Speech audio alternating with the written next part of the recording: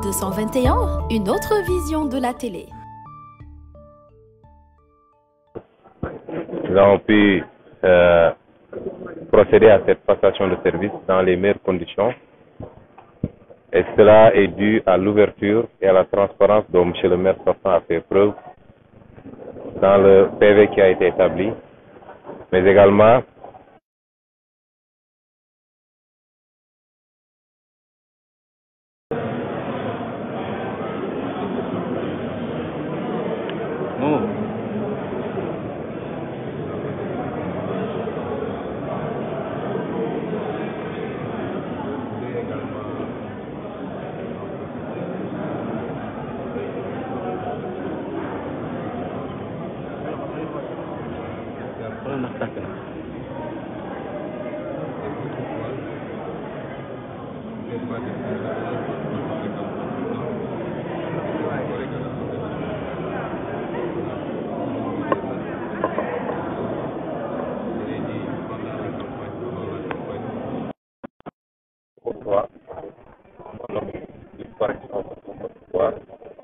même dans la tête. Il est l'autre jour. Même s'il m'a dit quelques cailloux durant la campagne, je ne l'ai pas épargné également. Ce que je retiens, moi, c'est un homme qui occupe de certaines conséquences, certains comportements qui n'ont pas souvent la place de. Et je tiens à le témoigner aujourd'hui. Et je vois lui un grand frère. Et comme je lui ai dit, nous ne le lâchons pas. Nous sommes tous des bien forts. Là, on sait qu'il faudra confier avec à bout pour le bien de nous. Prenons une ligne que nous trouvons en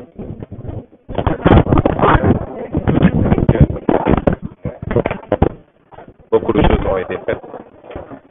Beaucoup de choses restent à être faites. Nous venons pour continuer le travail qui a été fait. L'administration, par exemple, c'est la continuité. Mais nous venons aussi pour apporter du neuf. Parce que dans notre programme, nous avions été au-delà d'un programme communal pour proposer également un volet territorial. Et dans la réalisation de ce programme ambitieux, nous compterons sur tous les Ziguinchorois, toutes les Ziguinchoroises, tous les Casamancés et Casamancés, j'allais dire, au premier desquels M. le maire sortant, qui a, comme je le disais tout à l'heure, vécu une expertise. Et je le connais suffisamment généreux pour mettre cette expertise-là au service de sa collectivité, qui est la commune de Ziguinchor. Je terminerai simplement par dire que nous lançons un appel à tous les Ziguinchorois. Je commencerai d'ailleurs par la commune. Nous ne sommes pas venus pour procéder à des règlements de compte. Personnellement, je n'ai aucun compte avec personne. Je connais personne parmi les personnels qui est là. Ni parmi le personnel, ni parmi l'équipe sortante. Nous ne sommes pas là pour des règlements de compte. Certes, quand vous héritez d'une institution, d'une administration, vous devez faire un peu le net. Mais nous ne sommes pas dans cette logique. Nous travaillerons avec tout le monde. Nous mettrons en contribution tout le monde. Donc, rassurer sur ce plan-là. Ça ne veut pas dire qu'on ne fera pas les choses avec rigueur, parce que c'est ça qui nous fera avancer. Mais nous ne serons pas dans une dynamique de chasse aux sorcières.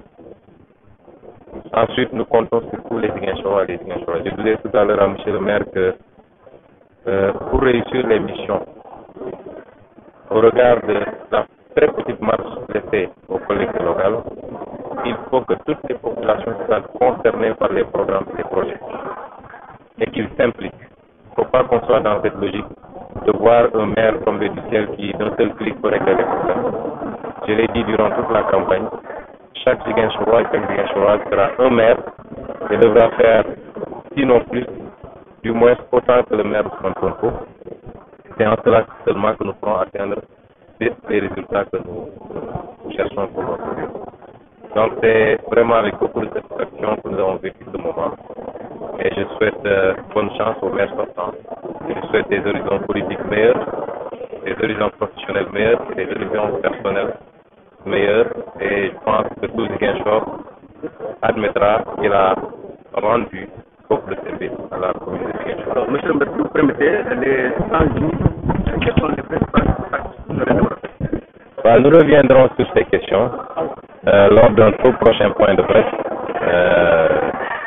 Il faut d'abord que nous puissions réunir au moins un premier conseil pour leur soumettre. Il ne faut pas que le conseil apprenne ce qu'on veut faire par voie de presse. Ce conseil sera convoqué probablement d'ici la fin de la semaine. Et ensemble, nous discuterons, nous adopterons un certain nombre de choses qui sera présenté aux Ziguinchorois par voie de presse d'ailleurs. Donc là, nous avons déjà un tableau de bord. Nous avons une idée nette de ce qu'on veut faire, mais il faudrait le partager d'abord avec ceux qui ont été élus en même temps que nous par les Ziguinchorois, le faire valider.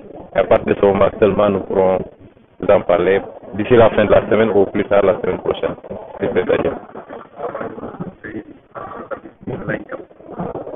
waaw sant yàlla bu ñu mayee ñu fekk bés bi muy bés bu am solo pour Ziguinchor am solo pour Sénégal am solo pour ñun ñi nga xam ne ñun la concerné directement muy mon grand frère monsieur le maire sortant Abdoulaye Baldé et moi-même Ousmane Sonko di sant yàlla bi ñu mayee ñu fekk ko di remercier bu baax monsieur le maire sortant Abdoulaye Baldé di nuyu it njabootam yëpp jiital ci soxnaam bi nga xam ne madame Baldé ñëw na fekke ci bés bi di wax ni mbir mi def nañ ko ni mu war a demee def nañ ko ci dal ci tey def nañ ko ci ubbeeku ndax passation de service suñu toppoon dëgg lii yoon mooy ñett lañoo ko war a fekke mooy ki nga xam ne mooy génn ki nga xam ne mooy dugg ak ki nga xam ne moo war a seede mbir mi muy le superviseur. bañ ci waxtaanee ak préfet Dakar dafa préfet Ziguinchor dafa wax ni moom gisul benn texte bu ko wax ni moo ko war a superviser loolu mu noonu doon gàllankoor waaye mujj koo doon te li tax def ne ko mooy monsieur le maire Abdoulaye Baldé def na li mu war a def na ko ci transparence xam nga ni ma ko waxee ci wolof ci def na ko ci ubbeeku ma sëkk li mu waroon def yëpp ci liggéey def na ko li mu waroon bind def na ko ci PV bi bu ñu ñëwee nag tamit li ci manqué woon yëpp te ma laaj ko génne na ko collaborateur mi génne nañ ko mu teg ko ci table bi li ma ko ci laaj ci ay question aussi yoo xam ne bëggoon leerlu tontu na ci anam yoo xam ne amul lu ñuy nëbb wala lu ñuy denc kon dañuy sant yàlla ni bés bi dañ ca bëggoon am nañ ko te ñu ngi ko am grâce à la collaboration de monsieur le maire Abdoulaye Baldé di ko félicité ci li mu def ndax fukki at ak ñaar yor na ko dëkk bi te fukki at ak ñaar yooyu gëm naa ni li mu mënoon def yëpp en tant que nit def na ko pour dëkk bi avancer te kuy wax ngir yàlla am na fu mu fekkoon dëkk bi am na fu mu ko yóbbu kon di ko ci félicité bu baax a baax di ñaan yàlla mu gën a leeral yoonam ci li ci suñu kanam muy ci wàllu politique muy ci wàllu liggéey muy ci wàllu mbiru boppam yàlla na ko yàlla gën a leeral gën a yaatal di wax nag ni liggéey moom àdduna demee noonu su dee ci wàllu génération bu ñëw day def li mu war a def dem bu dee ci wàllu administration dañu ne continuité du service public mooy kenn ku ne da ngay def li nga mën waaye boo fi jógee du tax mbir mi taxaw kon ñun ñëwuñu pour ne li fi nekkoon yëpp dara baaxu ci dañ koy far def leneen ndax wax na ko léegi bari na ay projet yoo xam ne yu ñu mbébétoon la wala yoo xam ne sax door nañ ko mi ngi fii lu ñuy yeggali la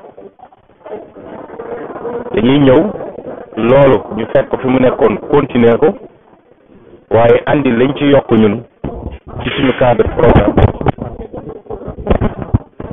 yemul rek ci gis-gisu commune waaye dañ ci yokk lu gën a yaatu loo xam ne lu ñu bëgg a jëflante la ak population yi soo demoon xool acte 3 sax doo ko fa fekk peut-être du compétence su commune waaye di nga ko fekk ci yeneen document yu bokkul ak acte 3 ñu jàpp ni loolu mooy lu ñu bëgg a andi lu ñu bëgg a yokk ci mbir mi te pour mu nekk il faut que Ziguinchor ak Ziguinchor yëpp jël dëkk def seen lay avancer la société du mbir moo xam ne dañ naan rek am nañu président de la république moo war a régler yëpp wala am nañu ministre moo war a régler wala am nañu maire moo war a régler yëpp waaye dafa di loo xam ne kenn ku nekk en tant que citoyen moo tax l'implication citoyenne dafa di benn chapitre bu mat sëkk ci suñu programme citoyen bu nekk dafa war a jàpp ni Ousmane Sonko waruma ëppale ci mbir mi parce que su baaxee ñun ñëpp la baaxal donc gestion collégiale boobu inclusive boobu moom la ñu bëgg a andi pour mu am nag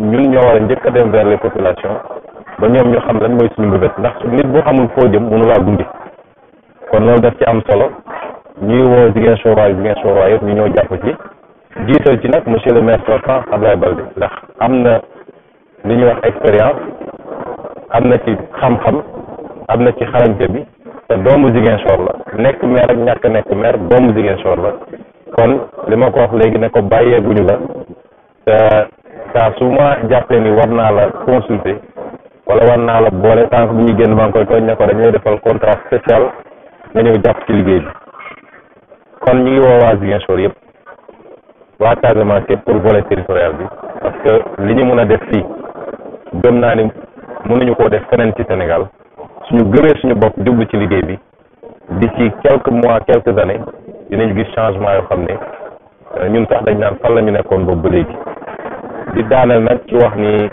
dañoo ñëw pour liggéey ñëwuñu pour di cibler ay nit wala ne dañoo ñëw pour xeex ma Samba wala ma Demba dañoo ñëw pour liggéey teewul nag rigueur bi nga xam ne moom la liggéey bi laaj danañ ko ci def ndax ñaari extrêmes yi benn baaxu ci toog li fi xewoon démb ak barki démb cible nit ñi créer dossier ku nekk nga song ko loolu du avancé loolu day tàbbeel waaye it laisser aller bu ëpp mooy lu waay neex def baaxul day tàbbeel donc il faut nekk ci li tubaab di wax juste milieu mooy digg doomu ñu dalal xelu ñëpp ni loolu taxuñoo jóg donte dinañu def rigueur ci liggéey bi waaye ñëwuñu pour def la chasse aux sorcières kon loolu daal mooy kàddu yu gàtt ñu ci bëggoon a sànni di gërëm ñëpp di ñaan yàlla mu boole ñu jàppale ñu ñëpp parce que li ñuy def dañ koy def ngir nit population yi def ñu ko ngir suñu bopp merci beaucoup jërëjëf monsieur le maire.